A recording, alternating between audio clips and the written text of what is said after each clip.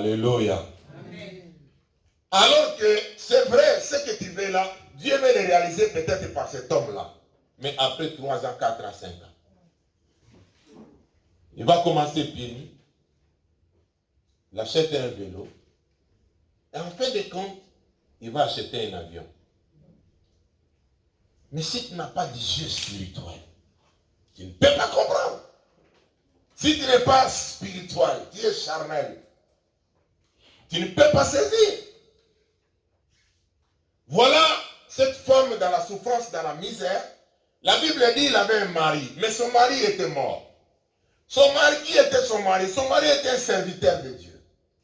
Deuxièmement, son mari craignait Dieu. Troisièmement, son mari est mort, il a laissé des dettes, une dette. Je ne sais pas la dette, c'était en argent, c'était en bien, c'était en terre ou quoi. C'est pour dire, frère, même nous, enfants de Dieu, serviteurs, nous ne devons pas rester que dans la parole et prier. Nous devons aller plus loin. Alléluia. Avoir le renouvellement d'intelligence, mettre des choses en place même en termes de projet, en termes de travail. Bien, mais la Bible dit, celui qui ne travaille pas ne mange pas. Un enfant de Dieu qui n'aime pas le travail, il n'a pas l'esprit de Dieu. Tu dois aimer le travail. Et Dieu rend prospère par le travail.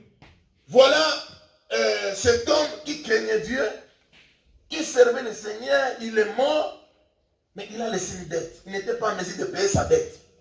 Maintenant, sa dette, en fait, la dette là pour l'avoir, il a fallu une alliance. Alléluia. Un contrat avec la personne. C'est-à-dire, ils avaient signé un contrat. Un contrat, voilà, je te donne ça. Toi, tu me promets, après combien de temps, tu me donneras ça, je vais récupérer ça. Et la personne est morte. Maintenant, ce sont ses enfants et sa femme qui devaient subir les conséquences de son alliance. Voilà pourquoi, des fois, tels que nous sommes là, certaines personnes, ils sont victimes des alliances conclues par des personnes inconnues même dans la famille. Personne inconnue, maintenant, toi, tu es en train de subir que les conséquences de cette alliance. Il a pris sa dette, je ne sais pas où. Là, je ne parle pas de la dette financière, ça peut être une dette spirituelle. C'est-à-dire, à un certain moment, il cherchait de devenir directeur, il est entré dans les loges quelque part, il a conquis des alliances, il a dit, écoutez mes enfants, tous qui naîtront seront des bossus. Des bossus comme ça. Toi, vous avez les premiers nés seront bossus. Tous les premiers nés sont des bossus, vous comprenez pas. Ah, chez nous c'est normal, c'est dans notre sang, c'est dans notre gène, on a toujours des bossus depuis nos grands-pères. Une loi est cachée quelque part. Une loi établie. C'est comme ça, ils ont sacrifié des enfants. Je vais épingler, il y a beaucoup de choses dans ces textes, j'ai découvert, frère. Pas pour longtemps, je l'ai découvert la nuit d'hier et le matin j'ai travaillé, le Seigneur m'a expliqué tout ça, tout ce que je vous dis. Voilà, il a laissé. Donc, dans ce texte, c'est-à-dire une loi qui veut s'établir. Mais cette loi trouve le fondement par une alliance. Cette alliance n'a pas été honorée, il y a maintenant une réclamation. Du créancier, il veut réclamer, il vient avec force. Quand un créancier vient, bien aimé, dans notre époque, quand il vient, c'est des huissiers, il vient avec des militaires, il vient avec des scellés. Du jour au lendemain, tu le trouves dehors. SDF. Parce qu'il va sceller, il va le compte à banque, il ferme, tout. Donc, lui, le créancier, lui, il venait pour réclamer maintenant sa dette. S'il n'y a pas quoi payer, il va récupérer les 2 enfants. Pour en faire qui? Pour en faire ses esclaves. Vous voyez la suite des choses.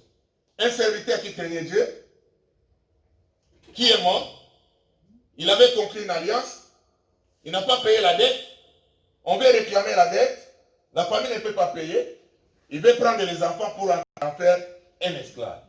Un esclave n'a pas de droit. Un esclave a que des devoirs.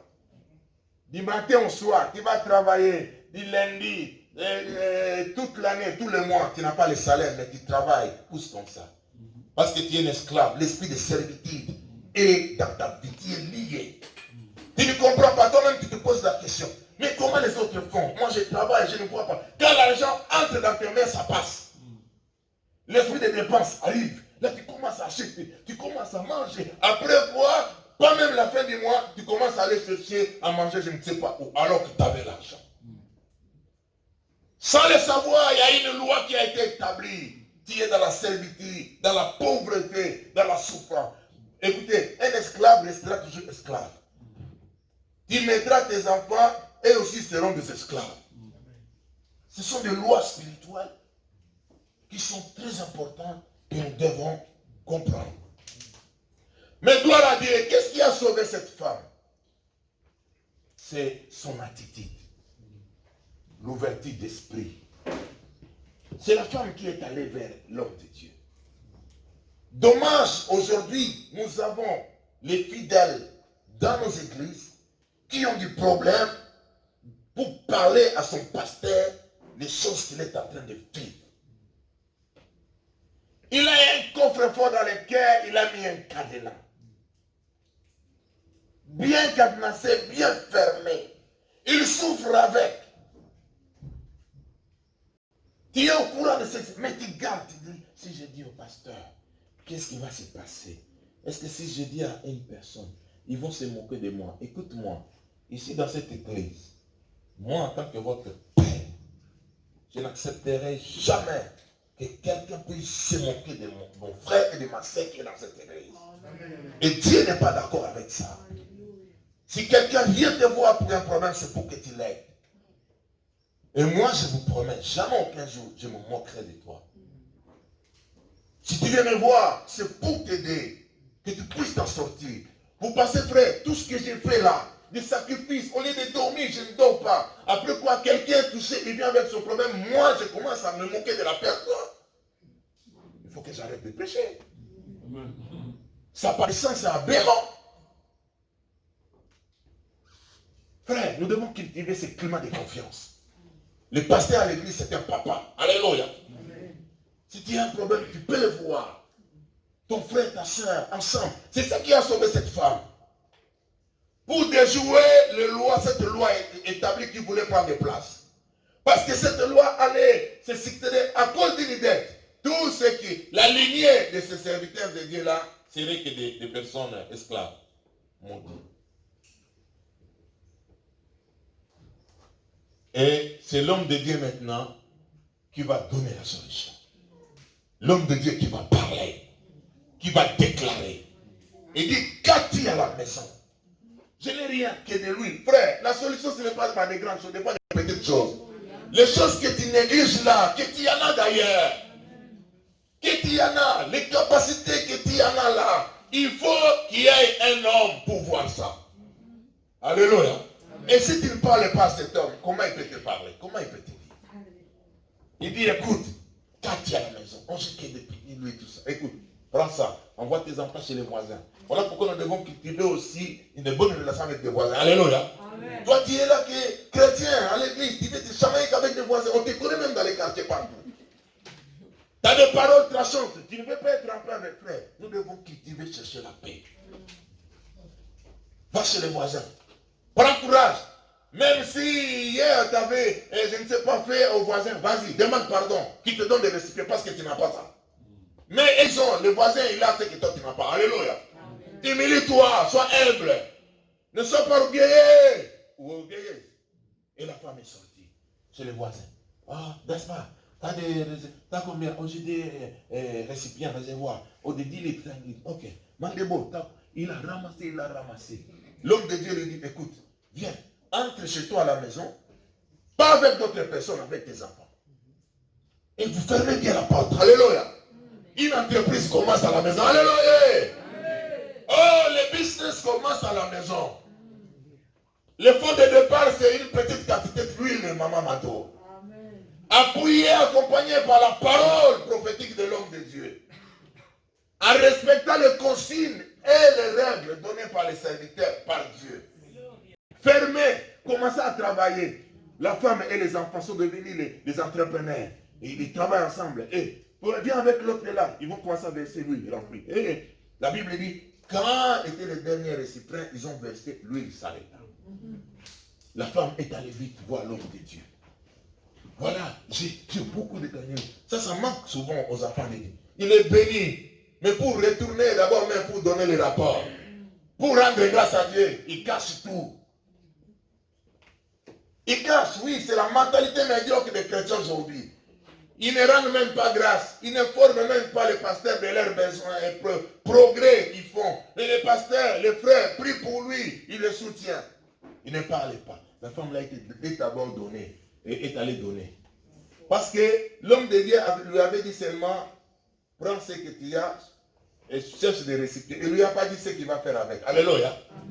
C'est lorsqu'elle est partie que l'homme de Dieu va dire maintenant, va vendre, tu payes ta dette, et ce qui va rester, c'est pour ta vie, tu vivras avec tes enfants. Amen. Alléluia. Amen. Ça a annulé cette loi de l'esclavagisme qui a voulu s'installer dans la famille. Je déclare, cette loi qui est prête d'être entrée plutôt en vigueur dans ta famille, soit annulée maintenant au nom de Jésus. À cause de l'huile du Saint-Esprit, que tes dettes soient payées. Oui. Tu es victime d'une dette, je ne sais pas, spirituelle. Quelqu'un s'est endetté dans le monde des ténèbres et c'est toi qui en es victime aujourd'hui. Moi, en tant que ton père spirituel, au nom de Jésus, je change les choses. Je déclare, je change les choses. J'ai le pouvoir et l'autorité. Parce que Dieu m'a établi. Alléluia. Les choses ont changé pour cette femme. Fini le plaire. Elle est devenue femme d'affaires. Avec ses quantités d'huile. Je ne sais pas, la Bible ne continue pas pour nous donner la suite. Est-ce qu'elle a mangé, elle a consommé de l'huile ou bien elle a investi dans autre chose? Je voulais savoir, si c'était moi, je ne vais pas m'arrêter que dans l'huile. Oh, je vais aller loin. Je vais laisser, après quoi, je mets les bénéfices à côté, je prends de l'huile, je commence, je change mes activités. Au fur et à mesure, et j'entre dans d'autres domaines. Alléluia. Amen. Gloire à Dieu. Donc voilà, bien aimé, comment une loi qui allait s'établir dans cette famille a été déjouée. Comment des lois sont-ils établies? Ici, nous voyons déjà un cas, à cause d'une dette. Alléluia. À cause d'une dette. Et quand nous parlons de dettes, il y a plusieurs types de dettes. Hein? Alléluia. Les Français disent, il y a une expression qui dit que c'est une dette. C'est un rendez-vous ou bien une promesse? Ah, la promesse, il y a l'habitude de promettre quelque chose, mais tu ne réalises pas. Tu ouvres une porte. Tu as toujours l'habitude de promettre les choses. Mais tu ne réalises pas. Tu donnes les gens l'espoir, après un certain moment, tu tournes le dos. La personne en qui il avait l'espoir, tu avais promis, il commence à murmurer dans le cœur. Là, tu es en train de construire une alliance et une loi. Et le diable peut profiter de situations pareilles. Parce que tu as ouvert une porte et il vient frapper. Il faut faire attention. Très, très attention. Donc, les lois établies peuvent commencer dans la vie de quelqu'un ou dans une famille suite aux circonstances vécues par nos anciens dans la famille, suite aux événements, aux actes posés. Tu es allé voler dans un magasin. Tu ne sais pas comment la personne en question a commencé son magasin, ce business. Déjà, à la porte de son magasin, il a mis le statut de vaudou, de Bouddha à côté. Tu entres dans le magasin, tu récupères ses affaires. Tu ne sais pas que chacun de lui fait des incantations à ses dieux, il donne les offrandes à son Dieu. Il a une alliance. Après quoi, il va remarquer, ah, quelqu'un est venu me voler. Oh, c'est bien. Il rentre auprès de son Dieu, entre guillemets, il donne les offrandes, comme d'habitude, et il part. Il dit, voilà, j'avais ça, quelqu'un l'a volé, ainsi de suite. Tu peux faire quelque chose. Toi, du fait que tu es un voleur, tu as ouvert une porte, tu n'as pas de protection. Tu as détruit déjà ton alliance avec Dieu. Il y a une brèche. Les paroles de ces messieurs-là sont légales. Ça va t'atteindre.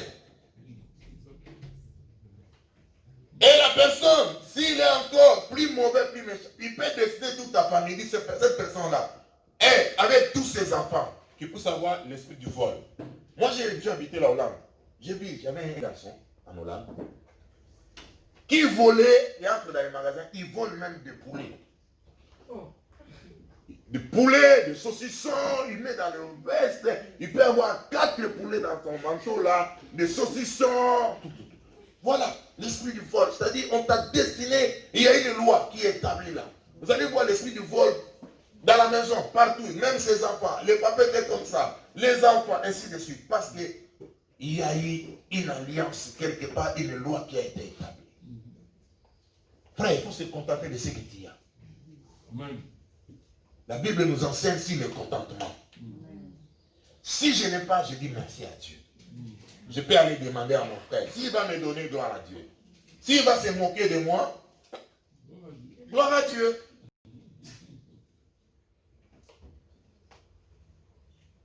Amen. Amen. Ça peut être aussi suite à certains engagements pris. Les gens, je parlais de promesses, mais certains qui ne respectent pas les engagements. C'est très dangereux, frère. Un enfant de Dieu doit apprendre à respecter les engagements. Si tu n'es pas en mesure, ne t'engage pas. Toi, tu t'engages même à l'église, on dit que voilà, à l'église, nous voulons faire ça. Oh, moi, je ferai ça. En fin de compte, tu ne fais même rien. Personne ne t'a poussé pour prendre l'engagement. Et nous prenons les engagements comme ça dans la vie, ainsi de suite. Ça peut ouvrir une porte pour l'établissement d'une loi établie quelque part dans la vie. L'ignorance. Vous connaissez l'ignorance? L'ignorance, c'est quoi? Qui peut me définir l'ignorance?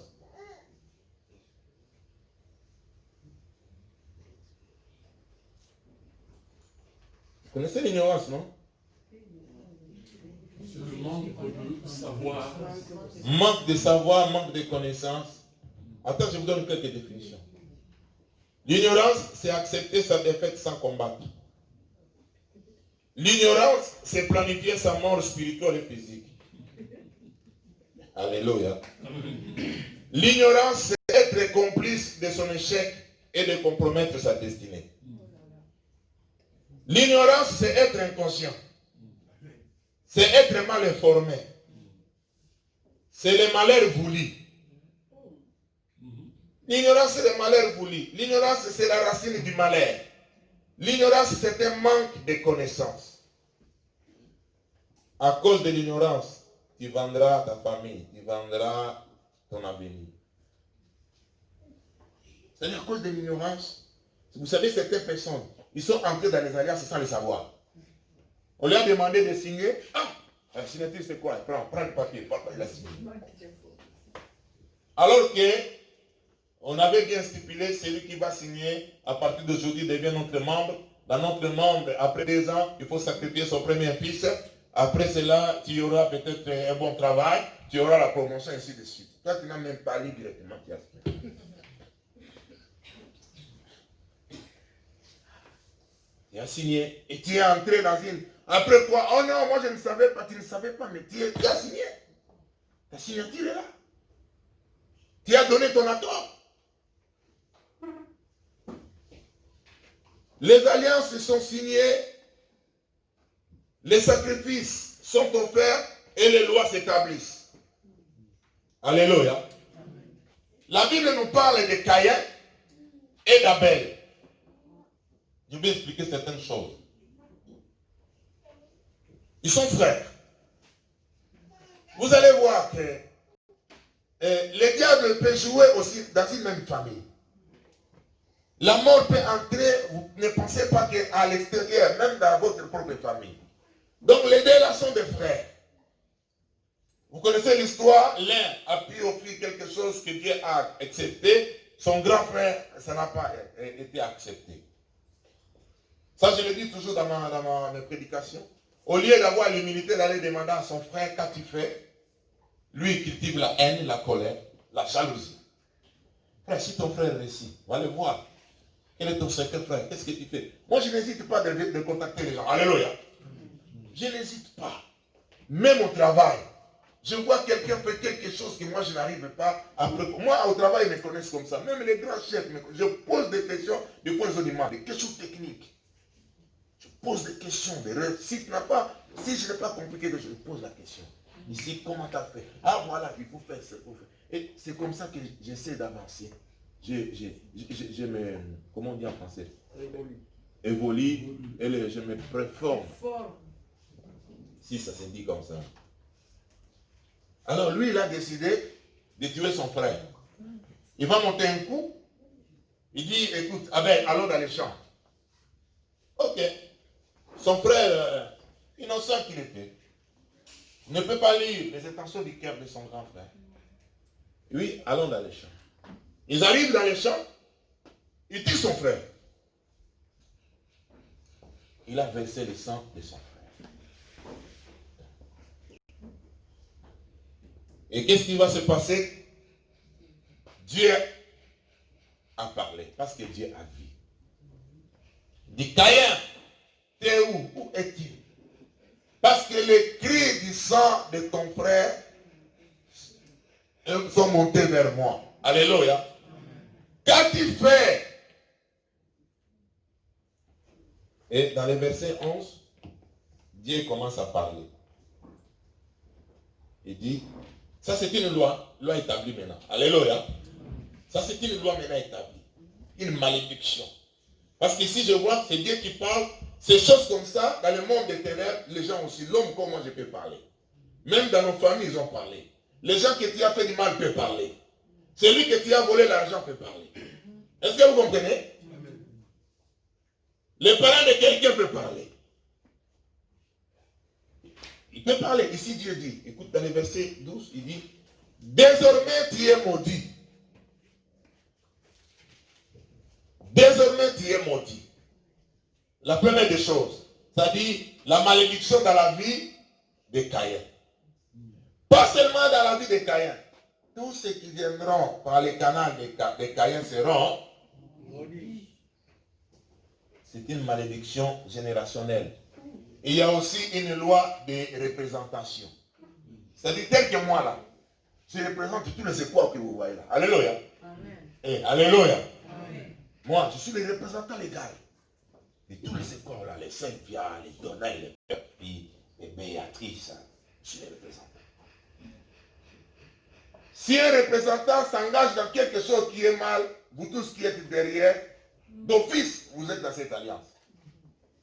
À condition que votre alliance soit plus forte. L'alliance avec Jésus. Alléluia. Amen. Sinon, d'office, vous tous, vous êtes là. Il dit que lui là, il sera handicapé. L'autre là, gaucher. L'autre là, comme ça. J'ai dit, moi, je ne peux pas faire ça. Toi, tu dis ça. Tu as peur de quoi? Arrête. Tu me vois que j'ai la tête de faire des choses comme ça? Non, parce que j'ai écouté là. Attendez.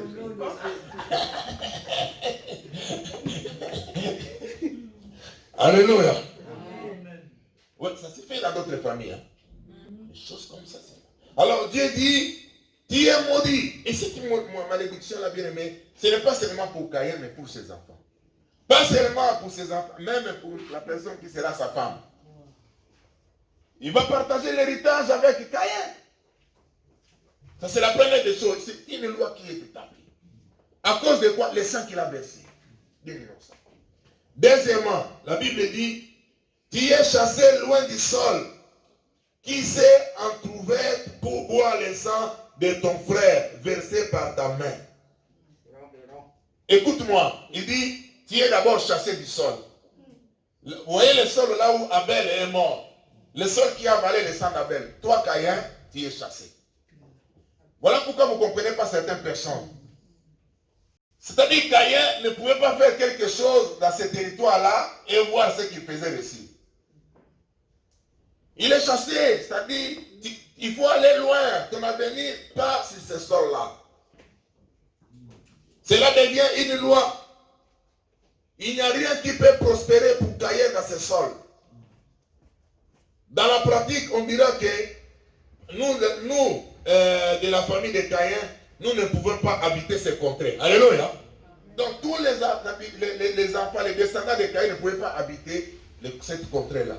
Pourquoi? Parce que le sang d'Abel fut versé là-bas. Ça c'est Dieu qui dit. Ça devient une loi. Dans la suite des temps, cela deviendra un secret. Vous savez comment les choses se font. Quand les générations passent, par faute de communication, et souvent des choses comme ça sont cachées, sont secrètes. On ne les dit pas. Au fur et à mesure que les générations passent, les gens oublient. Mais la loi reste toujours en vigueur. Et alléluia. Ah, les gens oublient. Des fois, vous restez qu'avec des pratiques. Des fois, nous faisons des pratiques sans le savoir. Tu fais des pratiques. Toi, tu fais, oh non, moi, on m'a demandé seulement dans la famille, et chaque fin de l'année, il faut prendre, je ne sais pas, 2 bouteilles d'eau, il faut verser ça devant notre porte de maison. Ah, chez nous, c'est comme ça. Ah bon? Tu ne sais pas. Toi, tu vois que tu as versé 2 bouteilles d'eau. Mais les gens qui sont dans cette alliance, ceux qui sont éliminés, ils voient autre chose. Et ils se réfèrent au commencement des choses, comment ça a commencé. Du fait que les générations passent, on n'explique pas, les gens oublient. Mais la loi là qui a été établie, que Caïn ne pourra pas habiter cette contrée, reste en vigueur. Voilà pourquoi vous allez voir des gens comme ça. Vous partez dans un même endroit, une même terre. On donne à Gaspard 2 kilos de maïs. À Mandebo, 2 kilos de maïs. Allez, tu as 1 hectare. Toi, tu as 1 hectare. Vous avez les mêmes conditions au niveau climatique. Vous allez planter à la même période. Au même moment, le même jour. Arrivé au moment de la récolte, Gaspard récolte 100 kilos. Mandebo récolte 500 kilos. Pourquoi?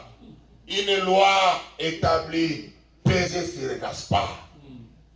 C'est ce que Dieu dit même. Il dit à Caïn, il lui dit même tes ressources. Je ne retrouve pas la phrase là. Quelqu'un peut me trouver ça? Dans Genèse 4. Il parle des ressources de Caïn qui seront amoindries, n'auront pas de... Voilà, je vais trouver ça. Ah, j'ai trouvé, c'est bon. Le verset 12. Quand tu cultiveras le sol, il ne te donnera plus toutes ses ressources. Est-ce que vous comprenez? Là, c'est une loi établie. Même les petits-enfants de Caïn, quand ils cultivent le sol, ils ne vont pas récolter toutes ce qu'il faut. Alléluia. Alléluia. Tu seras errant et vagabond. Vous savez, c'est la première fois. Je connais vagabond. Mon père utilisait ça des fois. Allez, si tu te demandes quelque chose, tu n'as pas bien fait de fois, il dit, regardez-moi, c'est vagabond là. Et bon, vagabond. Mais c'est aujourd'hui que je suis allé chercher la définition du vagabond. J'ai écouté ce qu'il dit pour les vagabonds. Parce qu'on dit tu seras errant et vagabond. On dit à Caïn, tu seras errant et vagabond. Un vagabond désigne une personne qui n'a pas de domicile, pas de moyens de subsistance, qui n'a pas non plus de profession ou de métier. Un vagabond, c'est le synonyme de errant, de quelqu'un qui est instable, de quelqu'un qui est désordonné, de quelqu'un qui est nomade, de quelqu'un qui est flottant. Un vagabond. Tu ne comprends pas chez vous à la maison, tous les garçons sont des vagabonds. Il dit, ah, chez nous c'est comme ça, les garçons, il faut d'abord, il doit errer, aller de gauche à droite, des années, après quoi il va revenir. Un vagabond, une loi établie quelque part. Tous les garçons, oh, chez nous avant 30 ans, tous sont des vagabonds. On a embelli ça avec la société, on ne dira pas que c'était un vagabond. Il dit, oh, c'est la jeunesse, c'est comme ça, laissez-les découvrir la vie. Ouais, oui. Chez nous, à chaque 18 ans jusqu'à plus ou moins 30 ans, l'enfant va découvrir la vie. Laissez-les, c'est comme ça va passer, c'est le temps. Ça va passer. Là, le diable est en train de massacrer, de détruire. Parce qu'il y a une loi quelque part qui pèse là-bas. Toi, tu penses que c'est normal. Non, il est sous la malédiction. Il faut te lever et chercher l'alliance avec celui qui est plus fort. À ce moment-là, tu deviens son allié. Alléluia. L'allié de Jésus-Christ, frère, on n'abandonne pas un allié. Même pendant le combat de la guerre, si tu vois ton ami militaire qui est mort, vous devez le secourir, vous devez le prendre. Vous arrêtez tout, vous devez d'abord sauver votre allié. À combien plus forte raison Dieu? Je vais finir. Je ferme. Caïn dit, mais la peine est tellement grande. Moi je vais errer gauche et à droite, je serai un vagabond. En plus, celui qui me trouvera, il va me tuer. Dieu dit, toi on ne te tuera pas. Tu resteras comme ça. Et celui qui va tuer Caïn sera vengé cette fois. Oh, je vais dire quelque chose. Je ne sais pas dans ta famille, peut-être il y a quelqu'un qui a tué Caïn. Tu as tué Caïn, je peux expliquer encore autre chose. C'est-à-dire, tu as pris quelque chose qui était l'image destinée comme Caïn. Tu as pris quelque chose. Vous savez, certaines choses dans la vie sont accompagnées par des totems. Voilà pourquoi il ne faut pas toucher n'importe quoi et il ne faut pas prendre n'importe quoi. Les choses qui ne t'appartiennent pas ne t'appartiennent pas. Tu entres à un endroit bien aimé, il faut accompagner toujours par la prière. Quelqu'un te donne quelque chose, il faut toujours prier. Ce n'est pas tout ce qui brille est de l'or. Hein? Alléluia. Non, tout ce qui brille, ce n'est pas de l'or. Certaines choses ont un caractère de Caïn qu'on ne peut pas toucher. Mais depuis que je ne sais pas, quelqu'un de ta famille, peut-être c'est toi-même, qui a touché Caïn. Et Caïn, il faut le manger cette fois. Tu ne comprends pas chez toi? Chez nous, pour se marier, il faut d'abord avoir 7 fiançailles. C'est Caïn, hein? Parce qu'il dit, lui, sera vengé cette fois. Sans de vengeance. Première fois, fiançailles.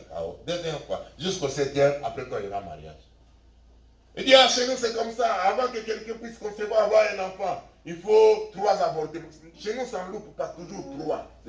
C'est normal, c'est lié à notre sang. Ah bon? Il faut bien chercher. Il n'y a pas un Caïn quelque part, on a tué. Le Caïn là peut être une personne, ça peut être un bien, ça peut être une situation, ça peut être une alliance, quelqu'un avait touché quelque part, et dans cette alliance, il y avait une promesse. C'est lui qui toucherait ça, dans sa génération, il y aura ça. Il n'y aura que des chômeurs. Les premiers garçons de la famille, tous les premiers garçons sont des chômeurs. Tous les premières filles de la famille, personne ne va se marier. Toutes les premières. Il dit, chez nous, c'est comme souvent des filles aînées ne se marient pas. Laisse tomber, c'est normal. Ma grand-mère, c'était aussi comme ça. Et ma tante, la même, c'est classe. Ça, c'est familial. Frère, nous devons ouvrir les yeux. Alléluia. Pourquoi? Parce que l'alliance que nous avons conquise avec Jésus est plus supérieure. Le Saint-Esprit est là pour nous enseigner. La parole de Dieu est là pour nous ouvrir les yeux. Et quand je découvre ces choses, avec l'alliance, l'autorité que Jésus m'a donnée, à cause de son sang, je marche, je détruis, je renverse, et ma vie est bénie. Alléluia. Est-ce que quelqu'un peut dire Amen? Est-ce que quelqu'un a compris quelque chose? Notre alliance avec Jésus-Christ est plus supérieure que des lois établies. Je n'ai pas enseigné pour te faire peur, j'ai enseigné pour t'éclairer, que tu quittes l'ignorance, que tu puisses comprendre que l'heure est grave, et à un moment il faut se lever pour lutter, il faut te lever pour se battre dans la prière, il faut te lever pour gêner, il faut te lever pour être sérieux dans la vie. Amen. Maintenant, debout, nous allons prier. Alléluia.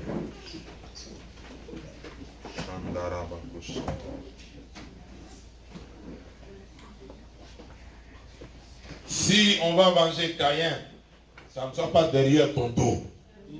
Non. Personne n'a le droit de venger Caïn derrière ton dos. Celui qui a tué Caïn, c'est celui-là qui va payer. Moi, je n'ai pas tué Caïn. Je ne l'ai même pas rencontré. Il s'est passé des choses bien avant. Moi, je suis venu des générations après. Comment vous voulez me faire payer les conséquences de la mort de Caïn? Voilà pourquoi votre alliance, moi je l'annule par l'alliance de Jésus-Christ. Par l'alliance du sang de Jésus-Christ. Est-ce que tu peux prier? Alléluia. Bien, mais commence à prier comme moi. Commence à déclarer à la lumière de ce que tu as écouté là. Prie. Alléluia. Déclare des choses, bien-aimés. Le Dieu que nous prions est le Dieu vivant. Alléluia. Alléluia. Gloire à Dieu. Gloire à toi, Jésus. Béni sois-tu, Seigneur. Alléluia, alléluia, alléluia. Shekete rebe koshokundo rebebe. Wekanda rabababa koshondo. Shekete rebebe koshondo. Bien-aimés, nous allons briser toutes les alliances. Alléluia, nous lions aux choses maléfiques. Shambaraba koshondo rebebe. Shokundo rebe koshanda rababa. Au nom de Jésus-Christ de Nazareth. Shandar rebebe koshondo rebebe. Je brise toutes les alliances. Alléluia. Je confesse par la présente déclaration, alléluia, une séparation totale avec toutes ces associations maléfiques. Au nom de Jésus-Christ de Nazareth. Bien-aimé, alléluia, prie, déclare, les lois établies n'ont pas de pouvoir sur ta vie. Alléluia, quelle que soit son origine. Au nom de Jésus-Christ de Nazareth.